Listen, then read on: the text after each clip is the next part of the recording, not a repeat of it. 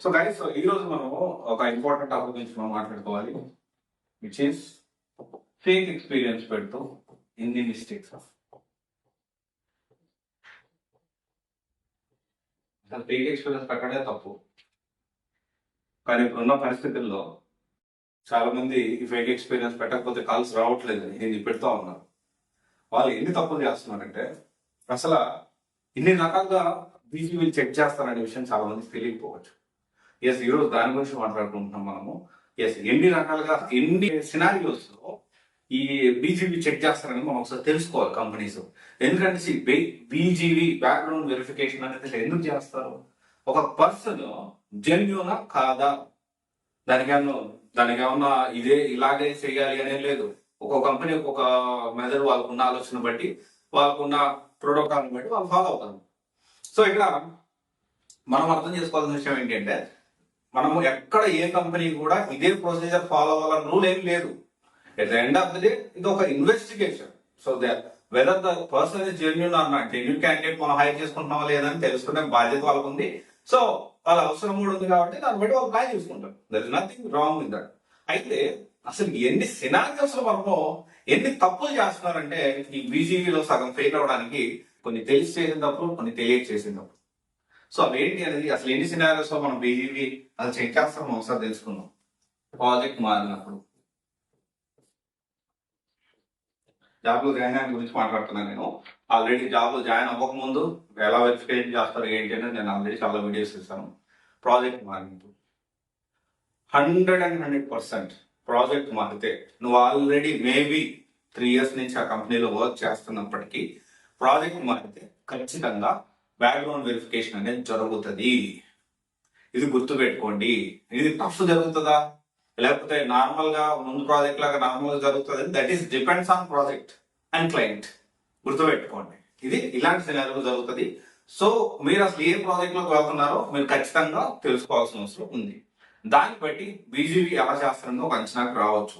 అప్పుడు దాకా నేను 3 years లో వర్క్ చేశాను, నాకు ఎలాంటి ప్రాబ్లం లేదు, సో ఇప్పుడు ప్రాజెక్ట్ మారినా నాకేం ఇబ్బంది లేదు, నా బీజీవీ ఏం ఫెయిల్ కాదు అని మాత్రం అనుకోవద్దు. తర్వాత వచ్చేసి పర్మనెంట్ రోల్. మీరు అప్పుడు దాకా కంపెనీలో టెంపరీగా చేస్తుండొచ్చు, సీరియస్లీ చేస్తుండొచ్చు, మీ పర్ఫార్మెన్స్ నచ్చి వాళ్ళు పర్మనెంట్ రోల్ తీసుకోవాలనుకుండొచ్చు. సో అప్పుడు ఖచ్చితంగా మళ్ళీ బీజీవీ చేస్తారు. అండ్ తర్వాత వచ్చేసి అవసరం లేదు, నాట్ రిక్వైర్డ్. ఏంటి అవసరం లేదంటే, ఈ జనరల్ ఏంటి అంటే మీ కంపెనీకి అవసరం లేదు. యాక్చువల్లీ వాళ్ళు ఇప్పుడు బర్డన్ గా ఫీల్ అవుతున్నారు, లేకపోతే కంపెనీ కష్టాల్లో ఉంది అనుకున్నట్టు వాళ్ళ ప్రాజెక్టులు రావట్లేదు, లేకపోతే వాళ్ళ ప్రాజెక్టులు ఇక ప్రాజెక్ట్ అయిపోతే ఫర్దర్ ప్రాజెక్ట్ లేదు, అసలు వాళ్ళకి మీ అవసరం లేదు. అప్పుడు కూడా మళ్ళీ బీజీవీ చేస్తారు. ఓకే, అంటే కంపెనీ రిక్వైర్మెంట్ లేనప్పుడు కూడా మళ్ళీ చేస్తారు. దాని తర్వాత వచ్చేసి ఇది చాలా ఇంపార్టెంట్ పాయింట్, వర్క్. ఈ వర్క్ పర్ఫార్మెన్స్ బేసిస్ లో మీ వర్క్ పర్ఫార్మెన్స్ ఎలా ఉంది, నువ్వు వర్క్ సరిగ్గా చేయట్లేదు, సరిగ్గా క్లాస్ అటెండ్ కావట్లేదు, సరిగ్గా స్టాండప్ క్లాస్ మాట్లాడలేకపోతున్నాం, అడిగిన దానికి సమాధానం చెప్పలేకపోతున్నాం, సస్పీషియస్ వస్తుంది నీ మీద. అప్పుడు మళ్ళీ బీజీవీ చేసేదానికి ఎవ్రీ రైట్ ఉంటుంది. చాలా సార్లు మళ్ళీ రీచెక్, బ్యాక్గ్రౌండ్ రీచెక్ అనేది జరుగుతూ ఉంటుంది. So this is quite common in IT industry అనే విషయం మర్చిపోవద్దు. దాని తర్వాత వచ్చేసి కంపెనీ మారేటప్పుడు. ఓకే, కంపెనీ మారేటప్పుడు ఇప్పుడు బీజీవీ అనేది జాబ్ వచ్చిన తర్వాత ఒక కంపెనీ నుంచి ఇంకో కంపెనీకి మారేటప్పుడు కూడా గుర్తుపెట్టుకోండి, ప్రీవియస్ ఇయర్ లో మీ ఎక్స్పీరియన్స్ అన్ని కూడా ప్రాపర్ ఉన్నాయా, కంపెనీస్ ఉన్నాయా, బ్లాక్ లిస్ట్ లో పడ్డాయా, ఇవన్నీ కూడా మీరు క్రాస్ వెరిఫై చేసుకోవాల్సిన అవసరం ఉంది. జాబ్ లో జాయిన్ అయిన తర్వాత మళ్ళీ కంపెనీ మారేటప్పుడు బీజీవీ ఖచ్చితంగా చేస్తారు. సో జనరల్ గా చేస్తారు, బట్ ఇప్పుడు ఏదైతే ఈ ఫేక్ ఎక్స్పీరియన్స్ పెట్టుకొని లేకపోతే దాన్ని వాడుకొని వెళ్తున్నారు, నేను ఆల్రెడీ 4 years ఎక్స్పీరియన్స్ వచ్చేసింది, సో ముందు కంపెనీస్ పట్టించుకోరు అనవద్దు. టోటల్ ఎక్స్పీరియన్స్, రెలవెంట్ ఎక్స్పీరియన్స్ ఉంటుంది. టోటల్ ఎక్స్పీరియన్స్ అంటే ఓవరాల్ గా నీకు స్టడీ అయిపోయిన కానీ ఎంత ఎక్స్పీరియన్స్ ఉంది దాని టోటల్ ఎక్స్పీరియన్స్ అంటారు. రెలవెంట్ ఎక్స్పీరియన్స్ అంటే దాని రెలవెంట్ ఎక్స్పీరియన్స్ పర్టికులర్ డొమైన్ లో relevant experience, that is whole different story. ఇలాంటి సిచ్యువేషన్ లో మళ్ళీ చెక్ చేస్తారు. అండ్ ఇంకా కొలీగ్స్, ఈ ఆఫీస్ కొలీగ్స్ తో చాలా మంది తెలియక నువ్వు ఎలా వచ్చావు, నువ్వు ఏ ప్రాసెస్ లో చెప్పావు, ఏ ప్రాసెస్ లో వచ్చావు, ఎలా వచ్చావు, పర్సనల్ థింగ్స్ అని అసలు షేర్ చేసుకోవద్దు. చాలా మంది ఈ కొలీగ్స్ తో తెలియక చాలా స్వీట్ గా మాట్లాడుతున్నారు, ఫ్రెండ్ అయిపోయాడు కదా, ఆ షేర్ చేస్తే ఏమవుతుంది, లేకపోతే దానికి ఒక గొప్ప చెప్పుకుంటూ అరే నేను ఇట్లా చేస్తున్నాను అట్లా చేస్తున్నాను అనవసరం. దారుణమైన విషయం ఒకటి తెలుసా, రీసెంట్ గా యూఏలో ఒక స్టూడెంట్ చనిపోయారు. 4 months వర్క్ స్ట్రెస్ ఎక్కువ అయ్యి చనిపోతే ఒక్కడంటే ఒక్కడు కంపెనీ నుంచి రాలా, కంపెనీ నుంచి ఒక్కడంటే ఒకటి రాలా ఆమె అంత్యక్రియలకి. లాస్ట్ ఏదైతే ఉందో గుర్తుపెట్టుకోండి, అట్లా ఉండదు. కంపెనీతో వర్క్ చేసే కొలీగ్స్ అంతే ఉంటారు. చాలా బాధాకరమైన విషయం. దాని గురించి కూడా నేను మాట్లాడతాను, ఇంకొక డీటెయిల్ వీడియో చేస్తాను. అండ్ చాలా మంది ఇవన్నీ కూడా జనరల్ ఏంటి అంటే వీళ్ళు తెలియక తెలిసి చేసే మిస్టేక్స్ ఇవన్నీ. లేకపోతే ఈ ప్రాసెస్ లో పూర్తిగా తెలుసుకోకుండా బీజీడీ చేస్తారని తెలుసుకోకుండా చేసే మిస్టేక్స్ కొన్ని మిస్టేక్స్, ఇంకా చాలా మిస్టేక్స్ ఉన్నాయి. మనం మాట్లాడుకుంటే కొంతమంది ఏం చేస్తారు, అబ్స్కాండ్ అవుతుంటారు. అప్పుడు బాగానే ఉంటుంది, ఎందుకంటే కంపెనీలో ప్యాకేజ్ వస్తుందని చెప్పి అబ్స్కాండ్ అయిపోతూ ఉంటారు. ఇంకోటి వచ్చేసి ఏంటి అంటే ఓవర్ ల్యాప్. ఒక కంపెనీ నుంచి ఇంకో కంపెనీ జాయిన్ అయ్యే క్రమంలో ఆ జాబ్ ఎక్కడ పోతుందో అని ఓవర్ ల్యాప్, అంటే రెండు ఒకటేసారి చేయడానికి ప్రయత్నం చేస్తూ ఉంటారు.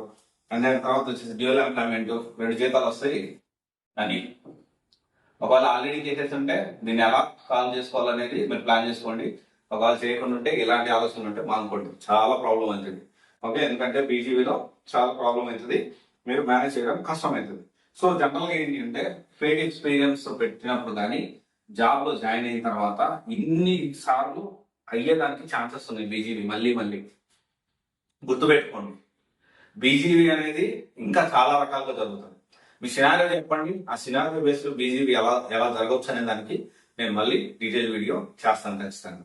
దాని ప్రతి సినారియో బేసిస్ లో నేను కమింగ్ డేస్ లో ఈ బ్యాక్గ్రౌండ్ వెరిఫికేషన్ సంబంధించి ఈ ప్రాజెక్ట్ మారినప్పుడు బీజీవీ ఎలా చేస్తారు, పర్మనెంట్ రోల్ అయినప్పుడు బీజీవీ ఎలా చేస్తారు, అవసరం లేదు అనుకుంటే అది ఎలా ఉంటుంది కంపెనీ నుంచి బయటకు పంపించే ప్రాసెస్, టెర్మినేషన్ ప్రాసెస్ కానీ వర్క్ సరిగ్గా చేయకపోతే ఎలా వాళ్ళు ఐడెంటిఫై చేస్తారు, ఈ ఒక సిరీస్ బ్యాక్గ్రౌండ్ వెరిఫికేషన్ లో ఒక సిరీస్ లాగా మనం స్టార్ట్ చేస్తాము. ఆల్రెడీ Non-ID2 ID అనేది ఒక వీడియో చేశాను, ఆ వీడియో కింద కమెంట్స్ పెట్టారు. ప్రతి ఒక్క కమెంట్ ని నేను అనలైజ్ చేసి డీటెయిల్ గా సినారియో బేస్డ్ నేను ఎక్స్ప్లెయిన్ చేయడానికి ప్రయత్నం చేస్తున్నాను. At same time background verification లో కూడా సినారియో చెప్పండి, ఆ సినారియో బేస్డ్ వెరిఫికేషన్ ఎలా ఉండొచ్చు ఏంటి అనేది ఒక నా సైడ్ నుంచి నాకు తెలిసిన ఇన్ఫర్మేషన్ ఇంకొంత గ్యాదర్ చేసి ఓవర్వ్యూ అనేది అనాలిసిస్ అనేది చేయడానికి ప్రయత్నం చేస్తాను. ఓకే, ఎనీవే ఎక్స్పీరియన్స్ పెట్టేటప్పుడు మీరు గుర్తుపెట్టుకోండి, సబ్జెక్ట్ అనేది చాలా ఇంపార్టెంట్. ఓకే, సబ్జెక్ట్ అనేది ప్రాపర్ గా నేర్చుకోండి. సో ఈవెందో మీరు రాంగ్ వేలో విన్నప్పటికీ మీరు తీసుకున్న జీవితాన్ని న్యాయం చేస్తున్నారా లేదా అనేది ఒకసారి ఆలోచన చేయండి. అండ్ ఒకవేళ న్యాయం చేస్తారా చేయలేదో పక్కన పెడితే మీ స్కిల్ సెట్ ఉంటే అది మిమ్మల్ని కాపాడుతున్న విషయం గుర్తుపెట్టుకోండి. చాలా సినారియోస్ ఉన్నాయి, ఇప్పుడున్న సినారియోలు కూడా ఒకవేళ ఫేక్ ఎక్స్పీరియన్స్ అయినప్పటికీ సరే ఓకేలే మంచిగా మనకు వర్క్ చేస్తున్నాడని ఆ కంపెనీ కంటిన్యూ చేసే పరిస్థితి అయితే చాలా అలాంటి సినారియోస్ కూడా ఉన్నాయనే విషయం మర్చిపోవద్దు. Okay, thank you.